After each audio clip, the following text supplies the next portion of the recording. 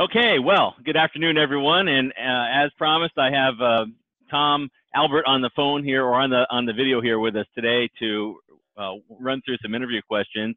Tom is the founder and CEO of Measured Risk, and I ran into Tom really online. And Tom, I'm excited that I did, because when I saw your message and kind of the hole you're filling, and looked at a lot of the stuff that I'm out there teaching, it was just so well aligned. I thought, man, we just have to get together here and talk a little bit about this. So thanks for joining us. And I'd love to just maybe take a few minutes and just tell us, like, where you came from, a little bit about your background, and kind of what brought you to this point.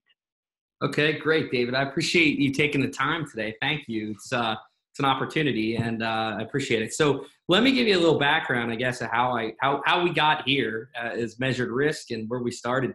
I've been in information security my whole career, so it's a really interesting path. I was in it back when, so I started out, I guess, in 1999 or 2000, effectively, where people were asking me, "Hey, Tom, can you fix my computer? Are you? I hear you're in cyber or information security. What does that mean specifically? Can you fix my computer?" And I thought, well, no, I can't fix your computer. I'm not in that. I'm not in the computer fixing business. I'm in this thing called information security. And at the time, we were selling cryptographic ASICs to banks and things like that, random number generation technology. And I started out, in Manhattan selling that type of stuff to the banks on Wall Street, and trying to sell to C-level executives and understanding their pain. So I started out very early trying to work with C-level executives, specifically CISOs or CIOs, to solve these problems that we knew, which now are kind of called cybersecurity. Well, fast forward through the years, a couple times acquired by a few different companies. Went on to work for Oracle, and then ended up working for Cisco, doing some really dynamic things there. Had the opportunity to work with a lot of the federal agencies, specifically around cybersecurity, and ran the national security group. And then from there, boy, I had a real unique opportunity to do really work on their cyber strategy as a company. And in doing so, looked at various different technologies in the market, what the messaging should be around how we went to market, so on and so forth. So it gave a lot of good exposure. I looked at probably 60, 70 different companies to really partner closely with at Cisco as we were going through that process. So I worked with a lot of the vendors as well. And one of the vendors was a company called Landcope, and now it's known as Cisco. So I jumped over to Landcope, worked with the team, and we were able to get some momentum and leverage together with Cisco, and ultimately get the technology included onto Cisco's global price list. And we knew that was a great opportunity because of the reach, and Cisco's obviously got a great brand in the market. And we wanted to get out there and just evangelize what our capabilities were, specifically as it related to helping solve the problems that at the deepest level information security professionals were having at the time, which is really understanding from a visibility perspective where your threats are. And so we did that successfully, and right around about 3 and some change in, the company was acquired by Cisco, and that had always been kind of a dream that would transpire, obviously, and it's something that we had felt was a natural partner fit. At that time, I had realized, I've always wanted to be an entrepreneur. I've started a couple companies in my career that are outside of IT. And I decided, I think we can do this. We can go build a company that addresses problems in the space where I see a specific gap. And I'll talk about that gap in a second, but really get out there. And what we can do is we can work with C-level executives, help them understand what the risks are, mitigate the risks, and hence Measured Risk was born. And so that was the genesis of our company. And we've been plugging away ever since to build out this company in a lot of unique, dynamic ways. So I could go deeper and give you more insight in terms of the team we've built, the technology we're building, the capabilities we offer today, and how we approach the market. But it's been a really fun journey. It's been incredible to learn how to do this type of company. Yeah. So I would actually be interested in hearing a little bit about your team, because I was on your website and I saw you got quite a group of folks that are directly involved, and then another big group of people who are kind of the advisory board folks. So you got a pretty hot team Yep. there. Talk a little bit about that. Yeah, it's, I mean, I've always believed that, the foundation of anything that you build successfully, you need the right team first. And so, I've been fortunate to be in the career for so long that I've known a lot of the folks that have worked with them and in various different ways. So because of that, we were able to attract the right kind of mix of talent. But really what I was looking for was a couple things. I always felt that I wanted an entrepreneurial team, folks that have started companies before, have been through the process, understand the nuance of it, what it's like to build software, how do you scale a services element of your business, those types of things. And so we were able to do that. But what I was looking for was a team of kind of multidisciplinary experts, right? So when you think about risk as a business, risk is a pretty, at this point, at this stage of the game, risk is a pretty common word in information security and in cyber risk.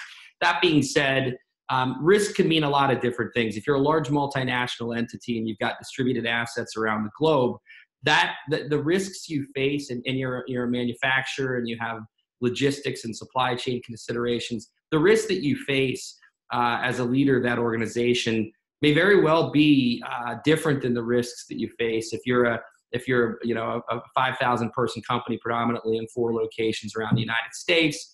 There's a different attack surface associated with your company. Adversaries, if they're going to do reconnaissance on your business, they're going to look at it from a different angle, I guess you could say. And so we really wanted to build a capability that could look at an organization's risk in ways that were not just adherent to cybersecurity. In other words, they may manifest digitally, or they may be, I guess you could say, started digitally in terms of where they can be, the reconnaissance aspect of it. But that being said, it could just mean general business risks or loss of partnerships or strategic loss of suppliers or vendors or so on and so forth, or logistics considerations that come into play of that entity. So we look at risk from a really multidimensional perspective. And as a C-level executive, that's what you really want to see. You want to be able to look at the totality of your business, and you want prioritization. Give me the top 5. If I'm the CEO, I want to know the top 5 things that are impacting my business today with clarity that we can control from a cybersecurity perspective and from a digital, I guess you could say, digital risk perspective, business disruption, volatility in markets, so on and so forth, attack surface, those types of things. So we built a software platform that enables us to be able to look at an organization in that capacity, much like from the perspective of an adversary would. Yeah, so I actually like to drill down into that in my book, The House in the Cloud, which I know you have a copy of on page 197. I actually go through some of the stuff that the C-level person really does want to know, and what you said really hits the nail on the head. I want to kind of know what are the top 3 to 5 key issues.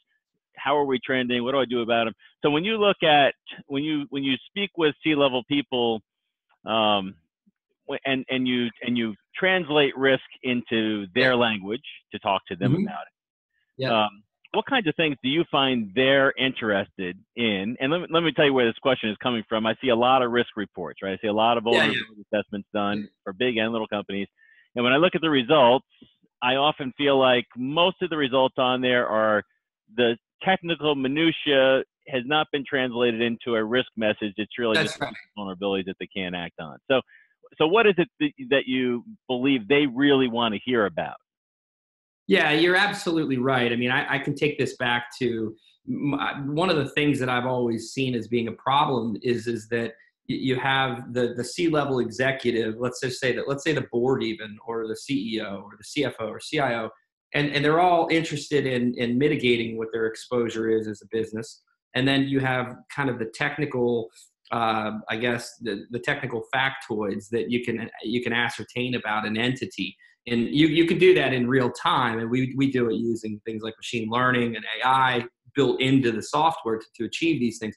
That being said, those things in a vacuum on their own, the raw data, while it's important, that raw data is not really important per se to the executive if it's not distilled into something meaningful, right? And that's that translation mechanism has not been in place. So when we built our company, we always wanted to sit between kind of that. We wanted to be the advocate of the CISO that then can help advance the objective of spreading greater, awareness, investment, and not only that, but strategic, the differentiation or strategic advantages to that company, that client. So if what we provide as a company provides them a strategic advantage in the market, in whatever their pursuits are, and that could include public sector as well, obviously.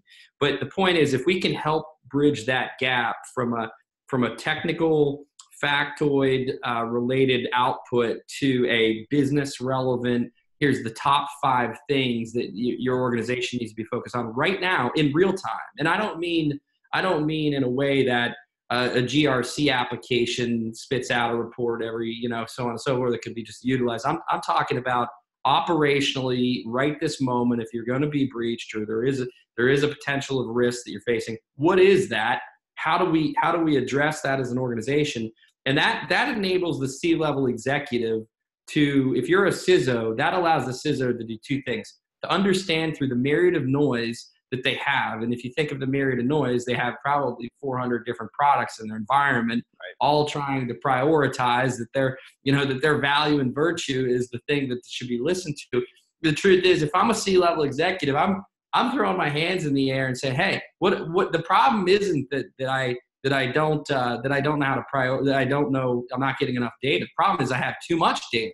I have way too much data at my disposal, and I'm not sure how to take any of this data to make it actionable right now. And so our objective is to be that catalyst. And then secondary, the output of that is, if you're a CISO or you're a CIO and you go to your board and you talk about, they say, hey, Tom, what are you doing with cybersecurity? What are the issues you're having? We want to, or should we make more investment or not? I want to be able to be the organization that helps them prioritize the 20 other things that they're not doing that can be evidence that should be done. And those all represent risk. I mean, you can't do everything.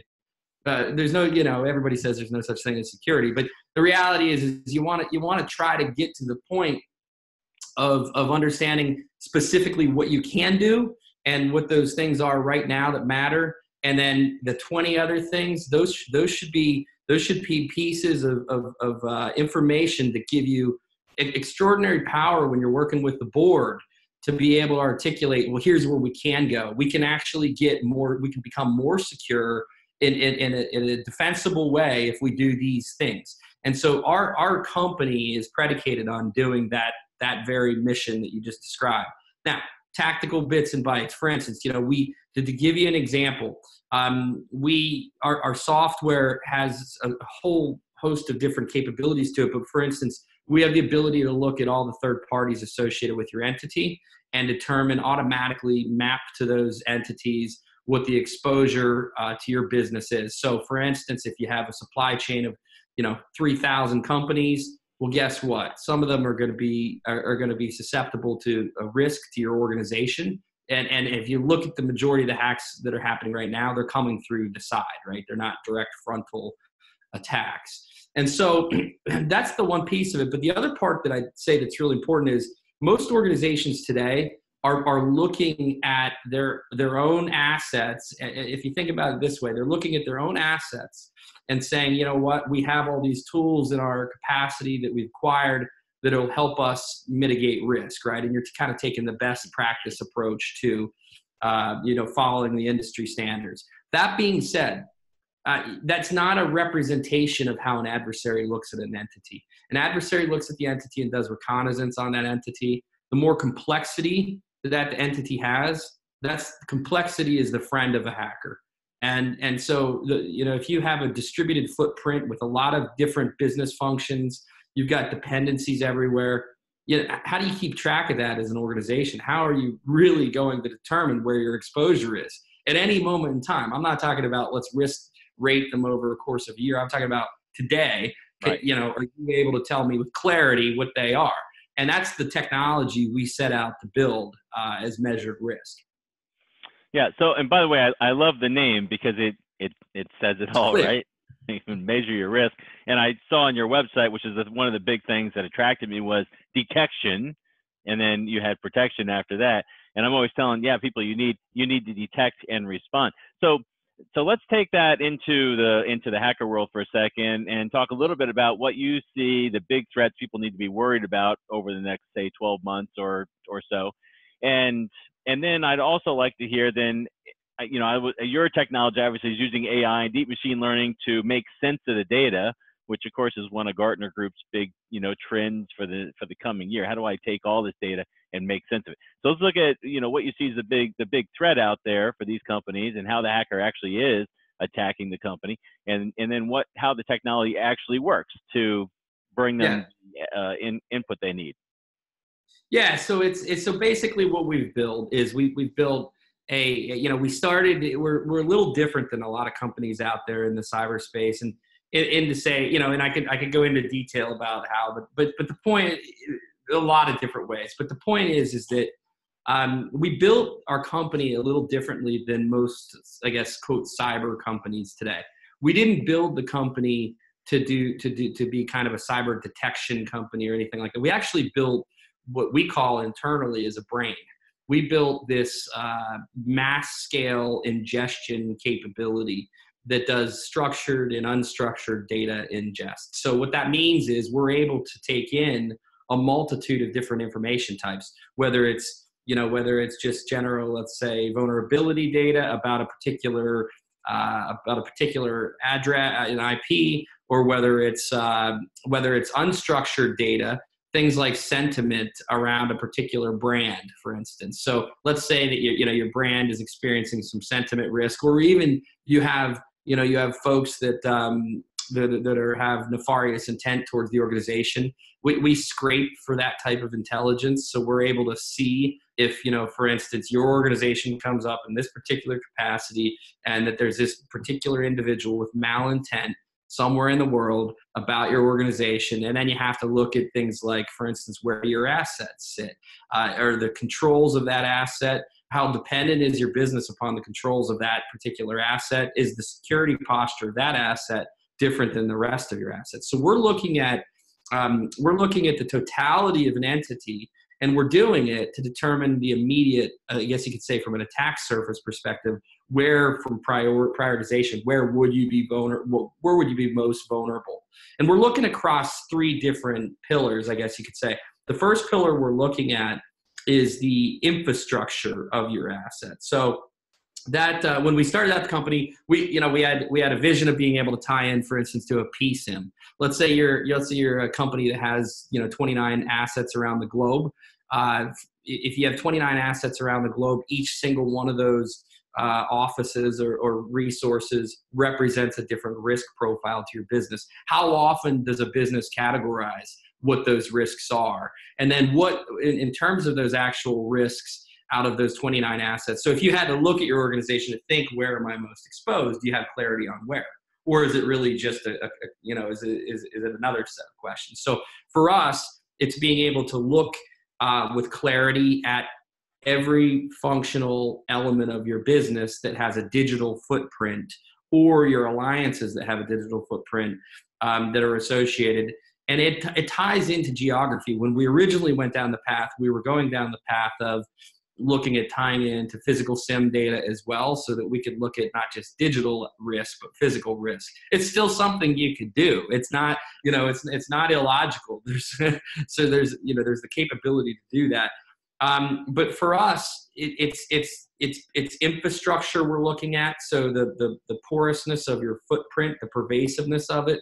What's the degradation of your platforms running out in the wild, right? So for instance, do you have do you have devices out there that aren't patched, or that could be, what's the software running on, those types of things? Or have you done just the basic blocking and tackling of mapping CVE data to those endpoints, whatever they may be, those types of pieces of information. And then we look at the people associated with the business. And if you think about it, what we're doing is we're looking all the way from an officer or director level, all the way out from your employees, all the way out to the wild. So those folks in the wild that may know about your business, but are not, I guess you could say, not connected to the business intimately. And in a lot of cases, what we're able to do there is things like sentiment analytics. against against the mentions of your organization in very specific ways. And then the third area is what I consider the macro, although you have people, infrastructure, and environment is kind of how we break it out in the software. Environment is really all of those macro conditions where your business sits. So let's say you have a multinational company and you have a part of those assets are in a place where there's more, geopolitical risk, there's more risk associated with, let's say, crime or even government corruption, things of that nature. All those considerations have to be considered and brought into light to a business. Today, the way it's happening is that you have, different functions of your business that are kind of in silos doing different, maybe manual exercises, kind of a hodgepodge, I guess you could say, of determining risk across all the categories I just explained to you. And we aim to do that in software in and of itself. So basically what we do is we do all of the things I just described as a company, and we do that without the necessity to connect and integrate with your own IT infrastructure, which is totally different, right? So one of the big problems in the market has historically been the necessity to come in and integrate into an IT and environment, and the dependency of their existing footprint and environment requires you to integrate. In our capacity, you don't need to integrate at all. In other words, we can look at that entity from the way it is, and we can do that from any entity that exists. Now, there are limitations because you need enough data, right? So you got to have a data sample size that's enough. So we're not going after the small. We're not really helpful as much to the smaller businesses, but our target market is certainly the Fortune 1000 or large entities.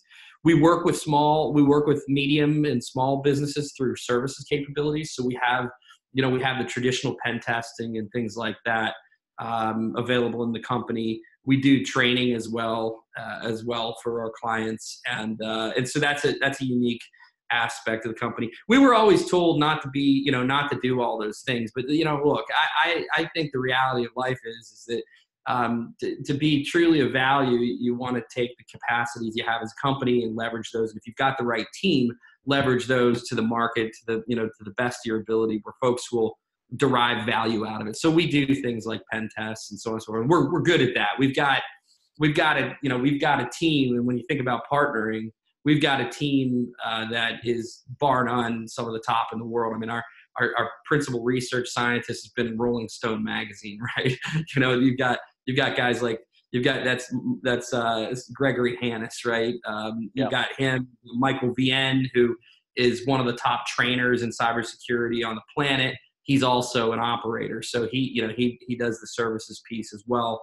And then on top of that, you've got other guys that are in the company, like Tony Alagna, our CTO. He founded Whole Security and grew the company significantly. By the time he's 27 years old, he sold the company off to Symantec.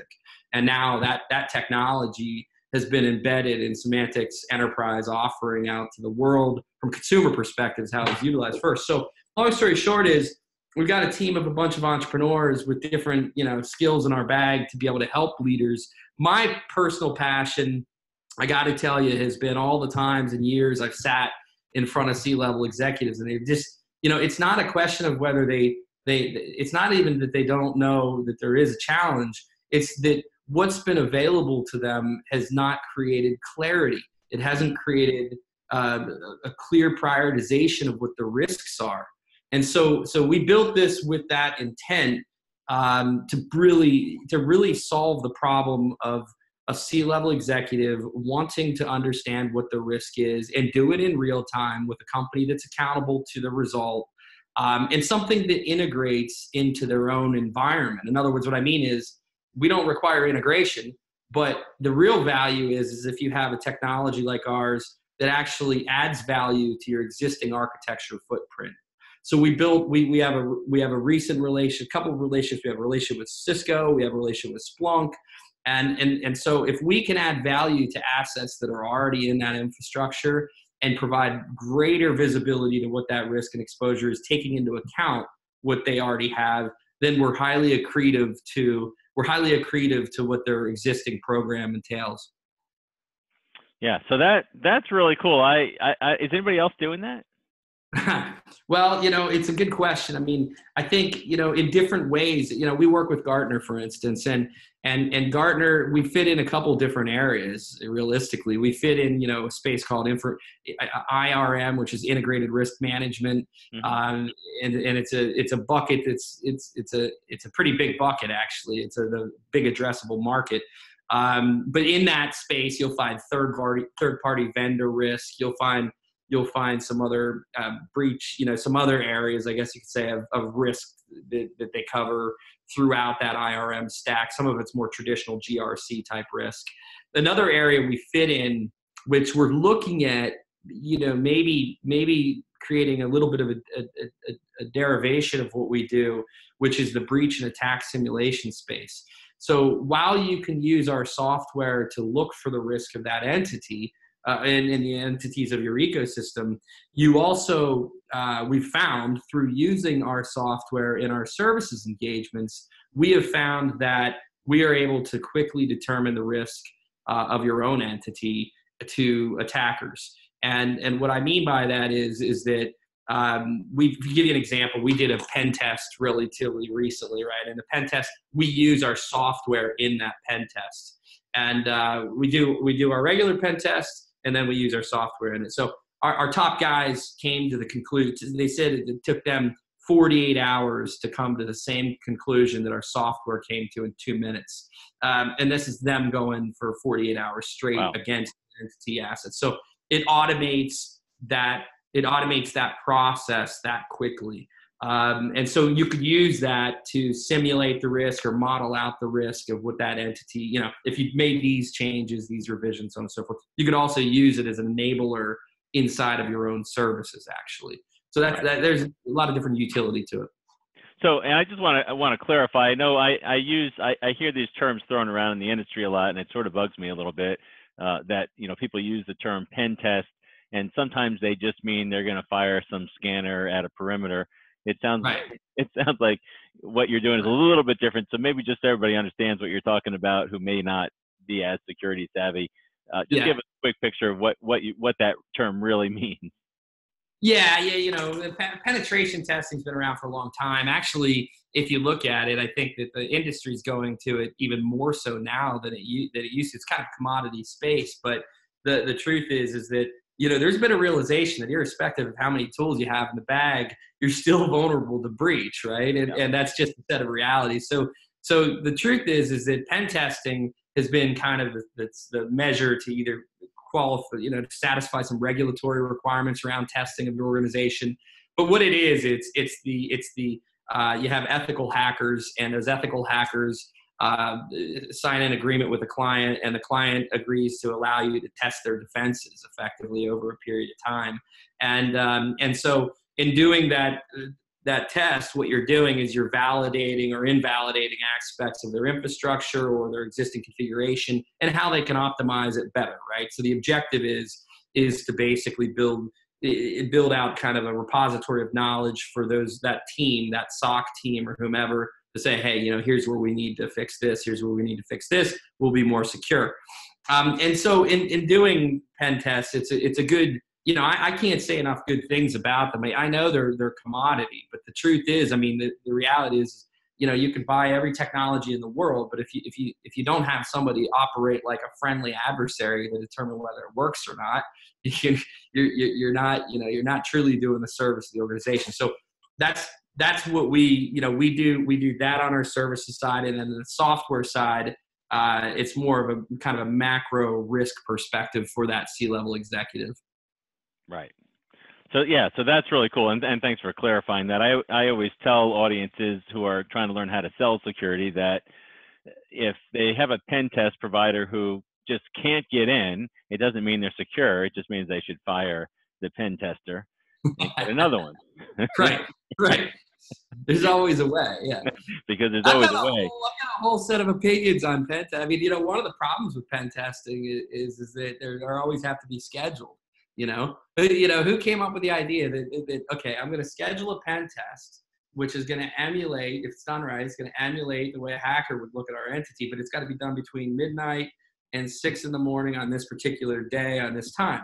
It's not a set of realities, right? So that's not how life really works. If you're an adversary, you're going to come after them whenever you desire, right at the exact time you desire to do that, right? And exactly. So it's a faulty notion in the way it's structured today. So we have an offering for that, actually. It's called Pulse, and it's a multimodal, I guess you could say it's a utilization of manpower. So we're using, it's a year-long subscription, and we're using our services team to provide, kind of what I consider more unstructured, ongoing red teaming against your organization, and with your organization. But you're red teaming over the course of time, and you're using different technologies and different capabilities to do that, different modalities. You might be on the one side do social engineering, and on another side you're doing traditional pen testing, so on and so forth. But then you're also using our software in that cycle. So we actually sell that. It's called Pulse, and okay. It's new. We just launched it. So we're excited about it. We think for partners, it's a great offering to bring to market within their client base. Yeah, so before we run out of time, because what you just brought up there is really important. I know a lot of the companies that I'm working with want to really get into security. They can handle the basic stuff, but they don't know how to do assessments. They definitely can't do pen testing. They don't have any technology to get any kind of intelligence. And in fact, a lot of them are using some kind of SIM offering, and they don't even understand what the data means. So, so it might be helpful, at this point, just to just maybe clarify. So you mentioned Fortune 1000 is definitely a market for the intelligence risk piece, and then there's maybe the smaller market is also there for you in the assessment process or the pen test process. So maybe just give us the quick breakdown on what those are in terms of size and how small you get, and then what an ideal partner. How do you work through the channel? Just so everybody here knows. The channel. Am I a candidate? Yeah. So what we do with channels, a couple things. We've been asked to do practice building with channels. So how do you stand up your own practice? First, we can snap in and be that practice if you don't have one today. So we can augment. We can take our team, a few folks on our team, build out a security where we're doing it right now, actually, for another partner that doesn't have a security practice, and we're kind of augmenting their capabilities there. So we can snap in as being, if you're a VAR and you're not necessarily selling anything in security, you see it as an opportunity space. We kind of have the dream team that can come into that environment and build out a practice, as well as, basically offer our full cadre of training and services and so on and so forth. And if you're a VAR, that should spill into selling more product, right? Ultimately, right. As well. So you get services and product. We're all pretty versed in the industry in terms of knowing the market well. And we have a good relationship, as I mentioned, with Gartner. So because of that, we're very tied into knowing what technology is most effective for which market. But that being said, that's one area. Another area is, you could take our offering Pulse and provide that offering, which is effectively what I just described in a nutshell. That whole packaging, you can provide that directly to clients and obtain margin off of it. So if you think about it, that's most applicable. Pulse as a solution is most applicable for medium to large size entities. And as I said, it's a year-long subscription. We've been looking at different ways. Do you want to do it as a monthly recurring revenue or ARR? It really, honestly, we're not averse to either. But the truth is, the way it's packaged today, it's an annual subscription. And just to kind of clarify what Pulse is again, it's a services capability along with our own intellectual property technology applied to help that organization understand the risk on a continuum. And it's nonstop, right? So it's basically all day long, every day. We operate our capacity there for that entity. And medium-sized businesses, how big? Yeah, at mediums, you could go 1,000 employees and up, let's just say, or 500 employees and up. Not Fortune 1,000. You don't need to start there. You can go from 500 up, and then we do pen testing below that. So if it's an organization that there's really no barrier size on our pen testing that we can actually do. You can go to large, plus large, extra large. But we know that we can, from our perspective, that not every client has all the budget and so on and so forth. So we have the ability on the pen testing side to go lower down in the stack in terms of size of business. And then our last offering, so you have kind of pen testing and training, I guess you could say. And the training is, just so you know, we're an EC Council authorized training center. So we have the ability to certify people in information security disciplines. So if you're familiar with EC Council, they have certified ethical hacking, which is the CEH course. They have CISO, which is a new course they came out with. CND, Computer Network Defender. We're able to teach those courses. So as a company, we teach those courses. And so we have a partnership with EC Council that facilitates that. So if you have human capital needs where you need to grow the skill set of your organization, we have a full functioning operating piece of our business that's what it's focused on. Then you have the services side, which I kind of described through both pen testing and then an offering called Pulse. And then what we've been building is a rinse and repeat software application that does this at an enterprise scale for large, the largest entities in the world. And the last we've tested and benchmarked its performance, we were able to do what I would consider, and you'll see this on the website, we were able to make, when I realized we call it inferences of risk per second. I'm just going to call it decisions. May change that, but the point is we're making 500,000 decisions of risk per second per node, and it's scalable to however many nodes you want to put it on. And so basically it's a contained distributed system in that respect. And each node can produce that kind of result. And those inferences of risk are focused on helping your C-level executive prioritize specifically what are the top 5 things that we need to focus on right now. And that's not just for C-suite as well. It's also for the operator. So you can take our technology and apply it down low, let's say in the SOC, and somebody in the SOC can utilize it as well in real time to look for these areas of risk. Right. Okay, cool. So I know we're kind of out of time here. So we're going to get some more information, and Tom, I'm going to want to get some more information from you to push out to some of the folks that, watch our interview here. But this is fascinating. I'm definitely looking forward to it. I mean, I could talk about this for hours because there's a lot of stuff you got going on here. But anyway, definitely want to get more detail and learn more about how you're doing this and who the ideal clients are and how it gets sold and all that sort of stuff. But I appreciate you spending this time with us, kind of give us just an introduction to what you're doing, and let's just keep the conversation going. Thank you, David. I appreciate the time today, and I appreciate the opportunity. You have a great day. All right. Thank you. Thank you.